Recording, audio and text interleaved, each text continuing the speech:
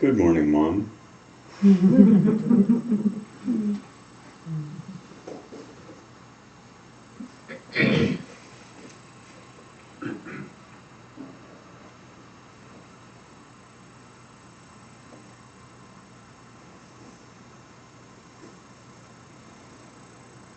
Those familiar with the teachings will know the reference, the contemplation that if we take the largest view, an unbounded view of connections, that in that panorama we have all had all kinds of relationships with each other, including being mothers to each other and children of each other.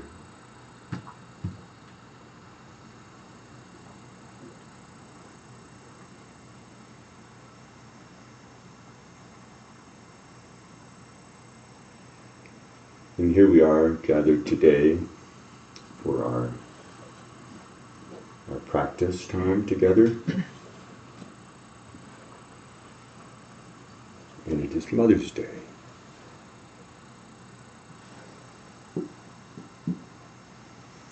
And I will confess that my initial reaction when I heard, I thought, oh yes, I checked the schedule, I'm going to be leading meditation on Mother's Day. I had a reaction against some kind of internally held expectation that I would produce a hallmark moment of some kind, which was unfair to everybody, including Hallmark, I think, and certainly does not do justice to this day. And it was easy for me to think in my overly intellectual way that, well, every day is Mother's Day, and every day is this every day. But in fact, we do need special times. We do need occasions so that we actually can sort out some important things from the background of what's going on in our lives, from the background of what just rolls on and on in our minds. And this is a key function of the practice of contemplation, to really bring something to the foreground so that we meet it in a heartfelt way. We meet it with our own experience. We meet it in our awareness.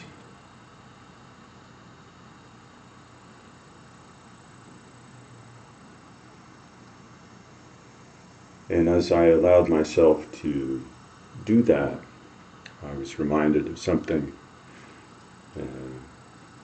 talking about teachings with John Jennings yesterday. He said, all the teachings say that every teaching sort of has some place in it. Well, if you just really paid attention to this teaching, you could get to the bottom of it all.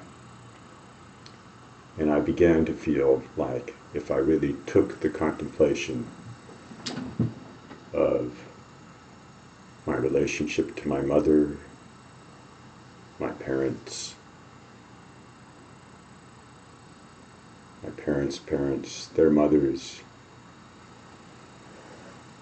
as I began to look into it, I began to feel, oh yes, even here in this occasion that I initially resisted is the opportunity to go very deeply.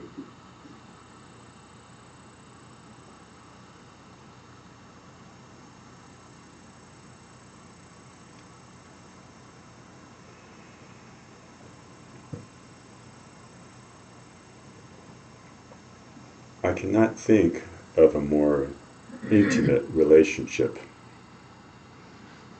than to be and to emerge from someone else's body. I don't know how to conceive of such a thing. Perhaps there is such a thing. But the intimacy of that, the intimacy of being nourished by someone's body, by my mother's body, it brings home to me just how separate I usually feel from beings, just how separate I feel as a person usually, when the evidence, even in just this one single circumstance, the process of being born, the evidence is to the contrary, that I am profoundly and intimately linked with others.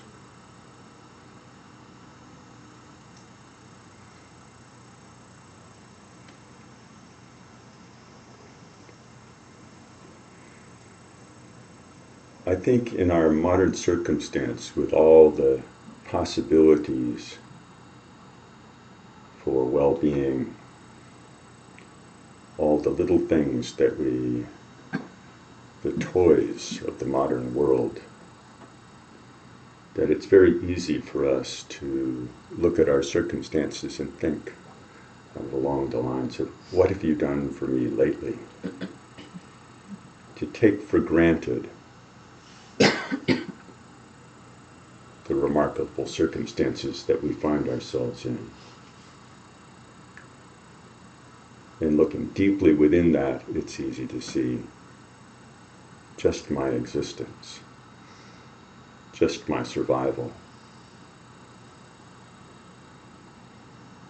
is dependent upon my mother.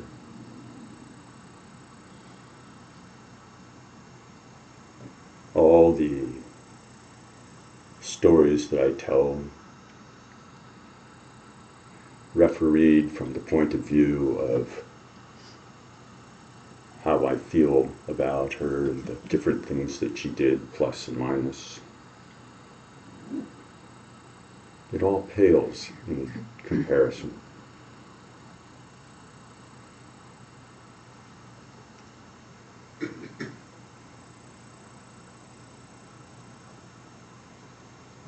It's very easy for me to think, oh, some 66 plus years ago, that's a long time ago that I was born. So there's some distance in time. And my mother's passed away now, quite a few years. There's some distance in time. There's distance in space. And those conspire to allow me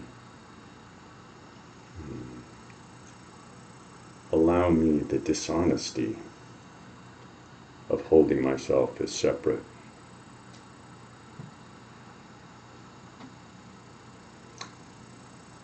It's a convenience to hold myself that way.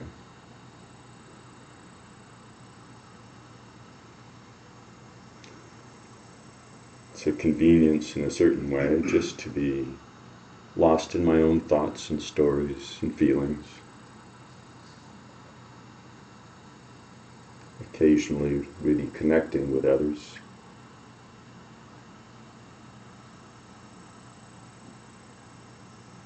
But I find when I actually take the time to drop those stories, drop that sense of disconnection, drop that sense of even alienation at times, that something remarkable shifts. Even sitting here together in this space, we can feel quite separate, though we're only a few feet away from each other. And we're careful to allow an appropriate space for each other, which is quite kind.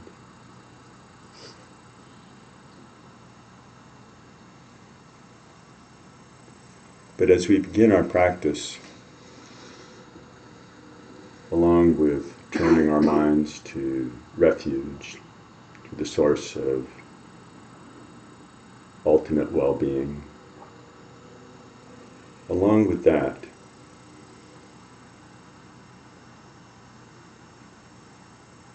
we need to drop our sense of separateness.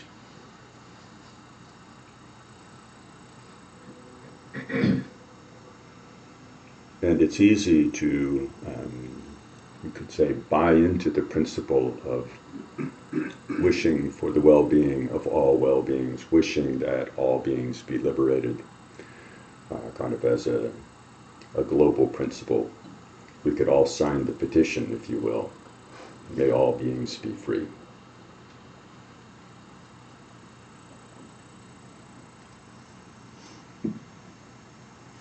But it's different when we come down to the individual level.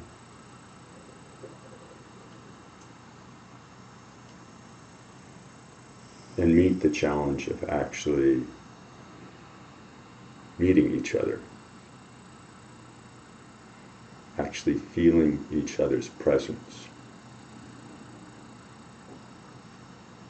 feeling what we hold in common.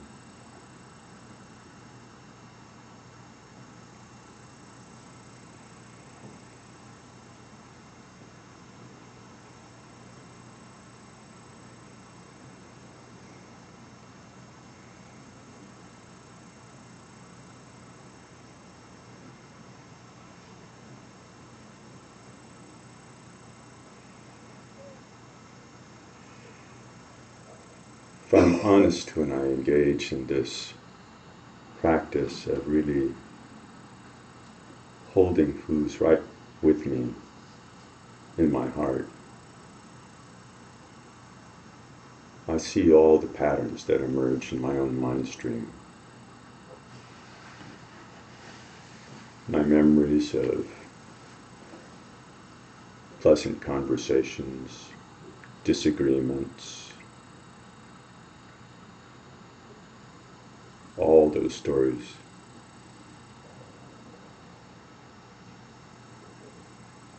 Which get in the way of actually meeting the person that's near me.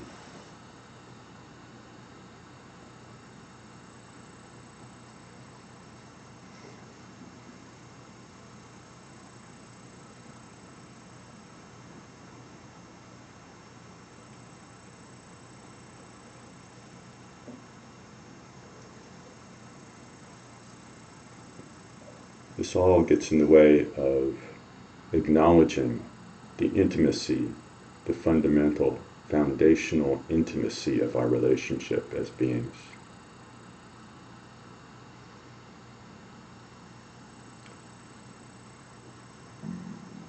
Just like mothers and children, we are children and mothers.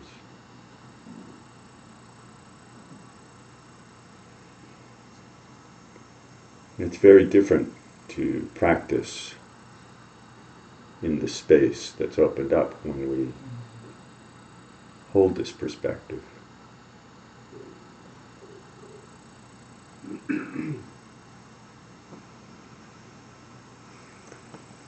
So we can engage in our practice, go for refuge, and holding each other with a profound wish that each and every one will be free at the deepest level, that we will be able to be free so that we can meet each other and facilitate the liberation of each other.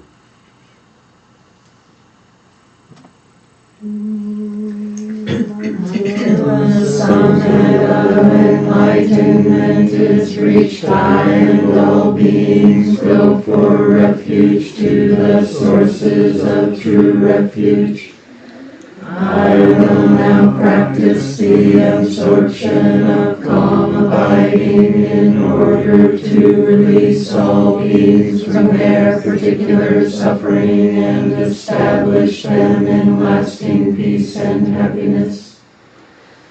Until the summit of enlightenment is reached, I and all beings go for refuge to the sources of true refuge.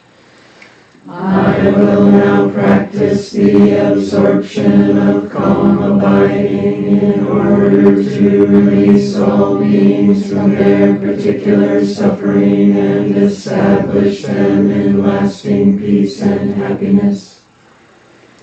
Until the summit of enlightenment is reached, I and all beings go for refuge to the sources of true refuge.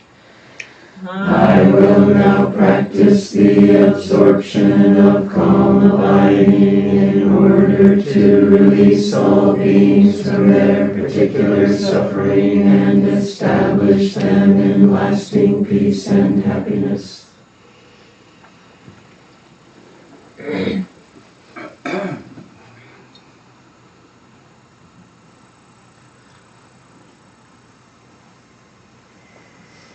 take a moment to begin the practice from the place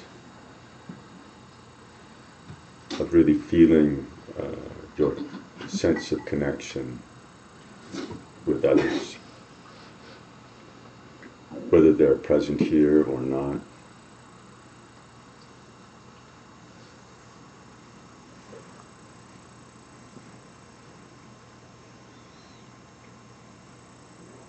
As though your mind and heart could open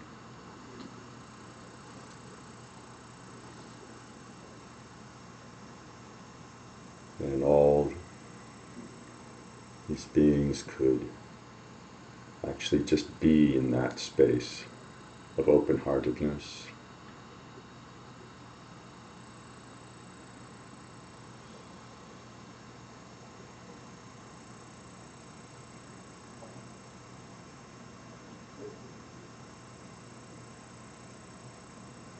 I find a kind of humility and gentleness arises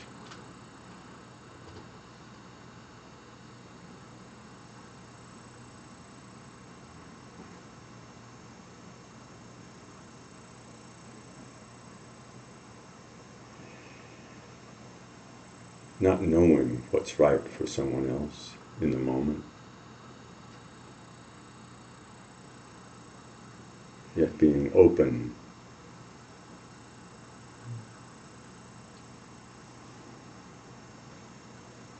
offering a kind of goodwill, warm-heartedness that may be of whatever service is needed, may fulfill whatever is needed.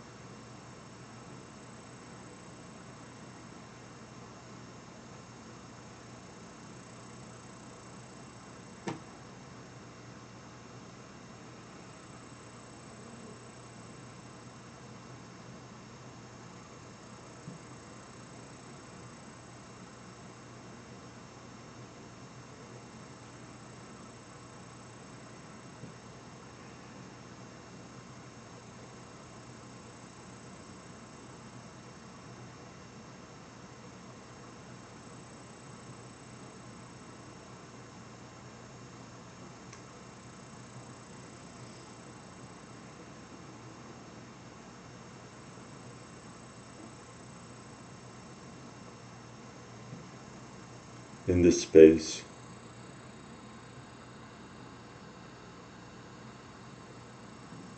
just notice the experience of the breath coming and going.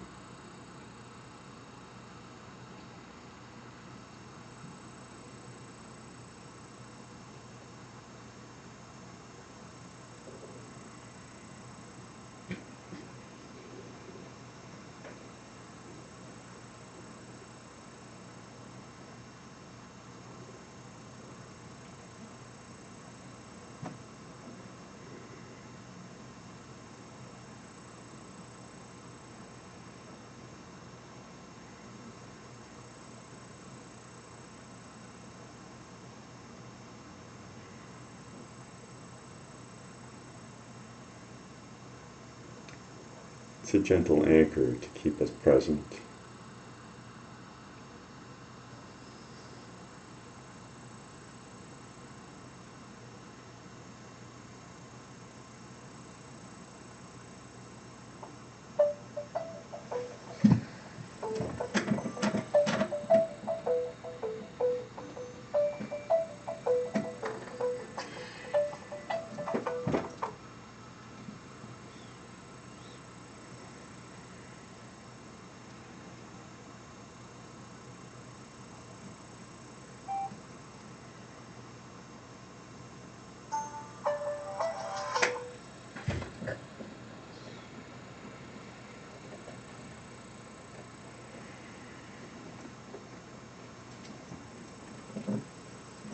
When our mind chases off after something,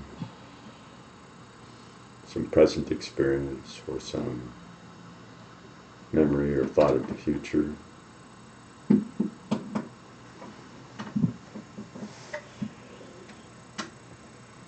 Just return to this space, this open space with sense of connectedness.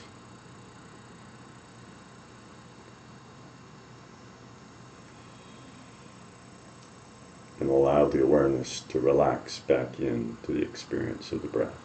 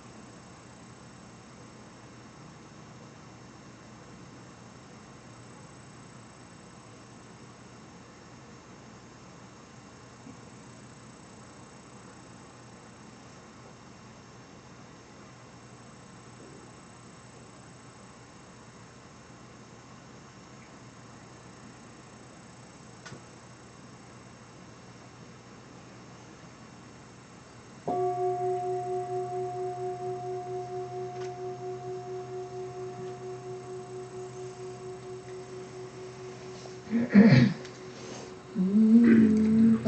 this virtue may I quickly realize Mahamudra and establish all beings without exception in this state.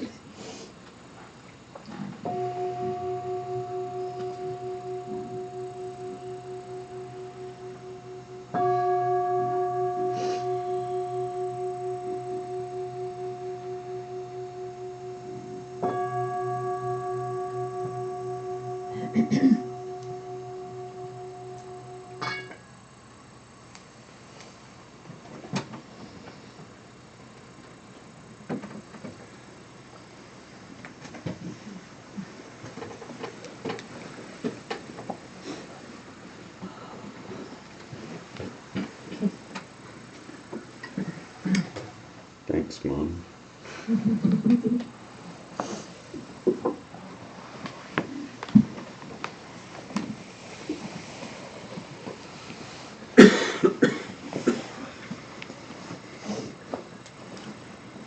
So let's see, some reminders. You want to remind these people of something, Dora? I do. All right, please, we start there.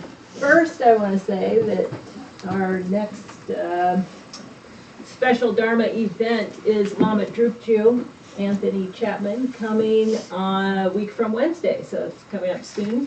He'll just be here for the evening, 7 to 9, and he is such enthusiastic and delightful teacher of the Dharma.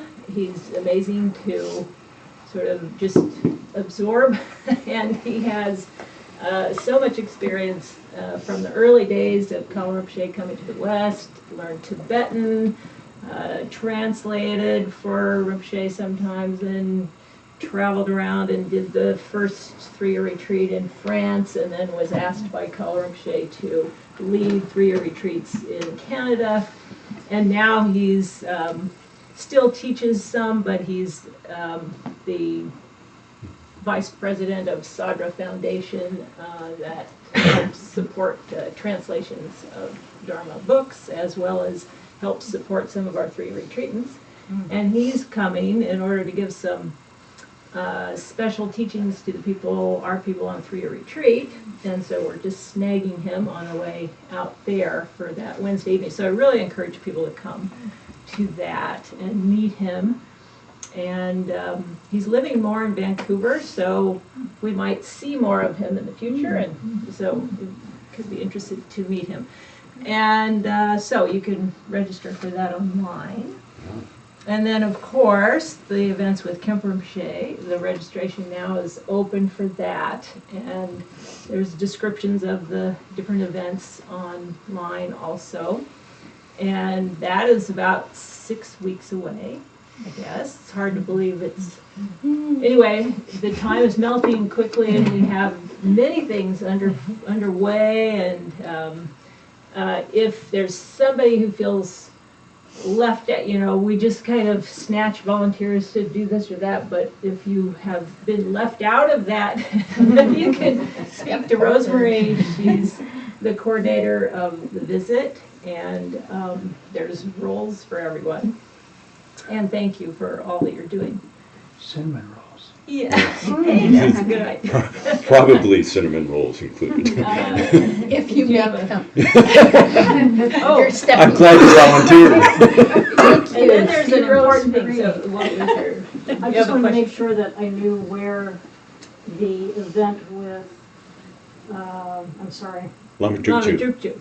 yes. That will be here, and so now we have an interesting announcement that our timeline is shifting a little bit as far as when we're leaving this building and fully getting ourselves over there. We realized that, anyway, the buyers of this place were willing to flex a little more, and so we realized that it would be actually very nice to have a few more days get the building more finished, and then we will actually, the first Sunday that we'll sit over there is the day before Kemperamshay arrives, so that will be the 25th of June. Rather than it was going to be a week or so earlier. So, yes, so that'll be the first day there, but we'll still be in possession of this, and we'll actually have moving day, the 5th of July. And after Kemperamshay, and then we'll have a day or two of cleaning, the 6th, 7th, more chances to help do things, and then the 7th will be out of here. So it seems like a good plan now, and that way our things will be here for us during the event, that we can bring over what we need and come back and get what we forgot. So I think that's all good. In short, so we can be just like an ordinary family in the middle of a move. Yeah. Instead of a move and a teaching and an environment and a, Yeah. And then, Bill, today, if there's anybody who has just a few hours this afternoon. A few hours this afternoon at 2:30, he's going to be over there. Just you need to be moving some things around and cleaning up. Shuffling things. We are, in fact, going to be starting sheetrock. So this is down to your very last chance to see the church without walls. And walk through the walls. And walk through the walls. You can walk through the walls with tools and things that need to shift down to the basement and help kind of sweep things up so that the sheetrockers will arrive and they will feel like they need to leave the place the way they found it, which will be very nice. Except with walls. What's that? Except with walls. Except with walls, yes. Except for, there's the asterisk, the fine print. So that's, it's all rolling right ahead. So. Anything else anybody has? well, I had a couple questions from people about teachings and paying for them. So I wanted to just say this. Someone came to me and said, I'm not going to come to Kempo Rinpoche because I can't pay. So I said, never let that be the barrier between you and the teachings. And she was quite surprised, and so we had to have a little talk about it and encourage her. Like, please come, please register, pay what you can. At the same time, so the Dharma here, as all places, is offered free. At the same time, as you all well know, things cost money. Keeping buildings open, utilities, bringing teachers, etc. So if you do have resources, pay not only what's suggested on the site, but perhaps put some into the scholarship fund or pay a little more to help keep us going. And then those who want the Dharma and really just don't have the resources can also come. So that's a very important thing to let people know. Cynthia. Part of that is that you want to realize we actually have a big scholarship fund right now that can only be used for scholarships. So whoever it was you were talking to, rather than having them just come and not pay anything, it would be very helpful if they would apply for a scholarship and they'll be given one. Oh, Doris shaking her head. So, technically, we use the scholarship fund for retreats, and then it goes down to, it gets used, that large amounts have to be used for that. When we have our events here, we don't have to use scholarship funds. So, but, that's Well, I just look at those numbers and. Yeah, but if we send someone to India, which we've done. And we've done that, But the idea is the same. Always to, You can go. it's a generosity practice in your mind, because people will say, well, then if I can't pay the full amount, what do I pay? Well, sit and meditate for a minute on what the Dharma means to you and on your resources. And, maybe stretch just a little. So, okay. Thank you It's for bringing that up, important, because someone brought it and up. tell other Yeah. people too, like, we definitely don't want people, and we are really Not encouraging come. people, like, don't say, well, I'm only gonna come to Saturday because I don't wanna spend more money. Yeah. Just, okay, pay for Saturday, but come to the rest, you know, there's no, we're getting a bigger place, and we want, the point is for people to get the teachings and Yeah, practice and the Dharma. someone else was not gonna come for the 4th of July, going on some summer thing. And I said, this may be the only chance in your whole life to be around someone the level of Khenpo Rinpoche. So think about that, July 4th, vacations. And, just to meditate on that. There's no wrong choice, but really think about that. How many times you might get to go to the beach again or hang with your friends again versus you may never see Khenpo Rinpoche again. So it's really a sacred opportunity. So, thank you. I'll push it even a little bit farther. When we think about teachings, we often think about ourselves.